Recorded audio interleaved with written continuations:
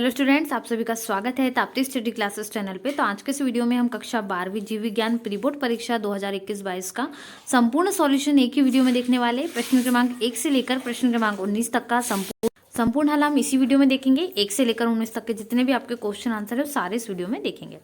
तो जल्दी से वीडियो को लाइक कर दीजिए। इसके पहले कक्षा 12वीं के आपके बाकी विषयों के आंसर भी अपलोड हो चुके हैं, चैनल पर जाकर देख सकते हैं। हिंदी इंग्लिश जो आपके सिंपल सब्जेक्ट है उनके सारे आंसर अपलोड हो चुके हैं। जल्दी से वीडियो को लाइक करें, शेयर करें। पीडीएफ लिंक डिस्क्रिप्शन बॉक्स में दी गई है, वहां से जाकर पीडीएफ को डाउनलोड कर सकते हो। पूरी सॉल्यूशन पीडीएफ आपको मिल जाएगी। ठीक है, पहले प्रश्न है, सही विकल्प चुनकर लिखिए।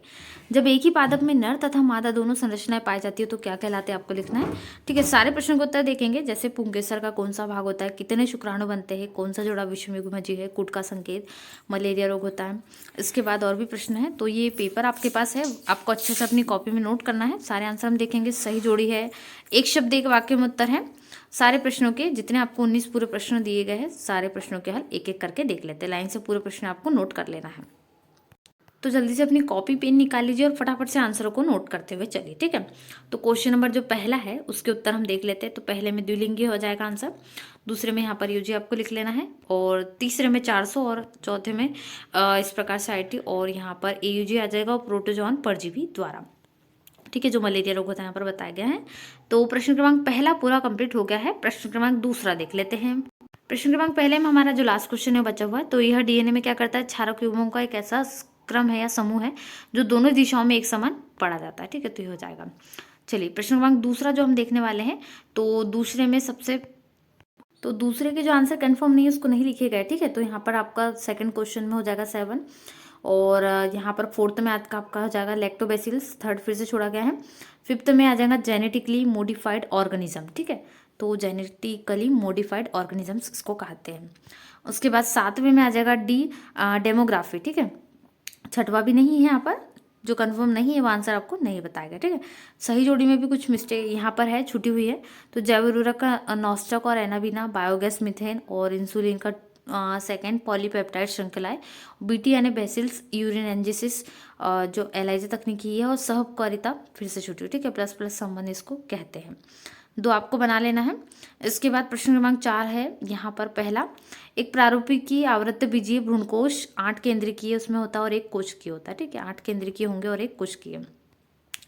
दूसरा होगा, मादा लिंग भ्रूण में विकसित होता है, मादा लिंग के भ्रूण में विकसित होता है। डाउन सिंड्रोम में 21वें गुणसूत्र में त्रिसूत्रता होती है। ठीक है, कौन से गुणसूत्र में, 21वें। आरएनए का पूरा नाम क्या है, राइबो न्यूक्लिक एसिड है। इसको हिंदी में भी लिख सकते हो चाहो तो, राइबो न्यूक्लिक एसिड। राइजोबियम क्या है, जैव उर्वरक के रूप में प्रयुक्त होने वाला एक साइनोबैक्टीरिया है। इसके बाद छठवा है, कवक व उच्च श्रेणी के जड़ों के बीच सहजीवी संबंध माइकोराइजा कहलाता है। ठीक है, पारितंत्र के प्रत्येक पोषक स्तर पर 10% ऊर्जा का प्रवाह होता है। इसके बाद हम प्रश्न क्रमांक 5वां देख लेते हैं, अलैंगिक और लैंगिक जनन में अंतर। ठीक है, तो अलैंगिक प्रजनन वह प्रजनन होता है जिसमें युग्मकों का संलयन नहीं होता, फिर भी वह अपने ही समान एक नई संतान को जन्म देते हैं। लैंगिक प्रजनन वह प्रजनन होता है जिसमें युग्मकों का संलयन होता है और वह अपने ही समान नई संतान को जन्म देता है। ठीक है, अंतर होगा। 2 जनकों की आवश्यकता नहीं होती इसमें 2 जनकों की आवश्यकता होती है। चलिए, प्रश्न क्रमांक 6 है, स्वपरागन और परपरागन में अंतर। अथवा का है, तो जब किसी पुष्प के परागकण उसी पुष्प के वर्तिकाग्र पर स्थानांतरित होते हैं तो इसे स्वपरागन कहते हैं, और जब किसी पुष्प के परागण किसी दूसरे पुष्प या पौधे पर लगे पुष्प के वर्तिकाग्र पर स्थानांतरित होते हैं तो इसे परपरागन कहते हैं। इसमें एकलिंगी या द्विलिंगी पुष्पों में होता है और ये द्विलिंगी पुष्पों में होता है। ठीक है, अंतर लिख लेना है। प्रश्न क्रमांक 7 है, इसमें आपको 2 कार्य लिखना है अपरा के। तो पोषण अपरा माता से पोषक पदार्थों को भ्रूण तक पहुंचाता है, और बेरियर हानिकारक रोगाणु और उनके द्वारा उत्पन्न विषाक्त पदार्थों को भ्रूण तक पहुंचने से रोकता है। ठीक है, ये हो गए कार्य। इसके बाद प्रश्न क्रमांक 8 देखेंगे, प्रभाविता का नियम। तो प्रभाविता का नियम क्या है, जब एक जोड़ी विपरीत लक्षणों वाले जनकों के बीच संकरण कराया जाता है तो प्रथम पीढ़ी में एक ही जनक के लक्षण प्राप्त होते हैं। जो लक्षण प्राप्त होते हैं प्रभावी लक्षण कहलाते हैं, और जो लक्षण दिखाई नहीं देते हैं वो अप्रभावी लक्षण कहलाएंगे। ठीक है, इसकी स्पष्टता को मेंडल ने प्रभाविता का नियम कहा। इसके आधार पे देखिए, तो यहाँ पर जो कैपिटल टी वाले पौधे लिए गए, स्मॉल टी यानी बोनेट टी बोने जिसको हम कहते हैं, तो इसका जो कराया गया है, जैसे कि यहाँ पर आपको दिख रहा है टॉलर बोने जो हम कहते हैं, लंबे और बोने पौधे का, तो इसको आप लंबे और बोने भी लिख सकते हैं। ठीक है, दोनों ही मिश्रित होकर तो यहाँ पर टॉल बनता है, यानी लंबे पौधे बनते हैं। तो रिजल्ट इस प्रकार से जनरेशन के हिसाब से F1 जो है ये निकलता है। ठीक है, तो चित्र बनाना जरूरी है, इसमें आपको पूरे नंबर मिल जाएंगे। प्रश्न क्रमांक 9 है अनुलेखन। इसमें डीएनए में उपस्थित अनुवांशिक सूचनाओं का एमआरएनए में पहुंचना या डीएनए से एमआरएनए का निर्माण होना ट्रांसक्रिप्शन कहलाता है। ट्रांसक्रिप्शन की क्रिया प्रोटीन संश्लेषण का प्रथम चरण है, जो आरएनए पॉलीमराइज एंजाइम द्वारा उत्प्रेरित होता है। ठीक है, ये हो जाएगा अनुलेखन की परिभाषा। चलिए अगला प्रश्न 10वें का अथवा है एल्कोहल के 2 कुप्रभाव बताना है। तो एल्कोहल के ज़्यादा प्रयोग से आमाशय, हृदय, यकृत, वक्र और अन्य अंगों की पेशियों को कमजोर कर देता है, जिससे अंग सही रूप से कार्य करना बंद कर देते हैं। एल्कोहल के आदि मनुष्य की स्मरण शक्ति खत्म हो जाती है, यानी जिसको एल्कोहल की लत लग जाती है उससे धीरे धीरे उनकी याददाश्त कमजोर हो जाती है।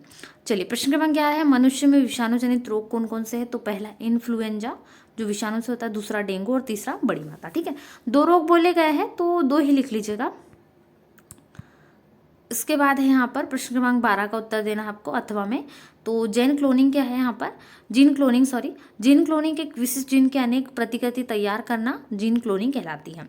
इसके अंतर्गत सर्वप्रथम किसी जीव के किसी खास जीन को रिस्ट्रिक्शन इंडोर्स क्लीस की सहायता से काटकर अलग किया जाता है। इसके बाद इलेक्ट्रो ऑर्गेनिसिस द्वारा इस जीन खंड को शेष कोशिकी डीएनए से पृथक कर लिया जाता है, जिससे जीन की प्रतिलिपि तैयार हो जाती है।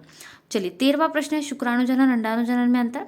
तो ये भी लिख सकते हैं, इसमें अच्छे से आपको अंतर लिखना है। ठीक है, उसमें आराम से आपको कॉपी में नोट कर लेना है। जो पोलर बॉडीज में बनती है इसमें नहीं बनती, ये भी एक अंतर है। इसमें सारी चीज़ें आपको लिख लेना। ठीक है, शुक्राणु का निर्माण, अंडाणु का निर्माण, ये भी आ जाएगा। फिर इसके बाद है प्रश्न क्रमांक 14 देख लेते हैं डीएनए फिंगरप्रिंटिंग। तो डीएनए फिंगरप्रिंटिंग वह टेक्निक है जिसके द्वारा डीएनए की विशेषता के आधार पर किसी व्यक्ति की पहचान की जाती है, डीएनए फिंगरप्रिंटिंग कहलाती है। डीएनए फिंगरप्रिंटिंग की उपयोगिता है फॉरेंसिक लैब, आप अच्छे से जानते हो कि जब भी कुछ साइबर जो होता है साइबर टेक्निक से इसका पता लगा सकता है कि जैसे कोई मर्डर कई बार होता है या कुछ और भी प्रॉब्लम होती है जिससे चोरी वगैरह होती है, तो फॉरेंसिक लैब में उसकी पहचान की जाती है। और ब्लड कैंसर से पीड़ित रोगी की पहचान उपचार में सहायक भी हो। पृथ्वी पर किसी जीव की जाति उत्पत्ति अन्य जातियों के साथ उसके संबंध की जानकारी के लिए भी इसका प्रयोग किया जाता है डीएनए फिंगरप्रिंटिंग का। ठीक है, और कभी 2 पितृत्व की समस्या उत्पन्न हो तब भी इसका प्रयोग किया जाता है। चलिए प्रश्न क्रमांक 15 है इंटरप्रेसर जो है। तो यह एक ऐसा प्रोटीन होता है जो क्या करता है, विषाणु संक्रमण के कारण उत्पन्न उद्दीपनों के प्रभाव से जंतु कोशिकाओं में उत्पन्न होती है और विषाणु के संक्रमण और उसके गुणन को रोकती है। अतः जो फेरर है इसमें विषाणुरोधी क्रियाशीलता पाई जाती है। ठीक है, इंटरफेरन के 2 कार्य लिख सकते हैं। इसमें इम्यूनिटी पैदा करते हैं ये विषाणु के प्रति, और विषाणुरोधी प्रोटीन है जिसका उपयोग विभिन्न प्रकार के विषाणु रोगों के उपचार में किया जाता है, विषाणु से हमारी रक्षा करता है। प्रश्न क्रमांक 16 है जन्म दर। इकाई समय में किसी जनसंख्या द्वारा उत्पन्न कुल नए सदस्यों की संख्या जन्म दर कहलाती है। जन्म दर बराबर वार्षिक जन्म बटे मध्य वर्ष की जनसंख्या गुणित 100।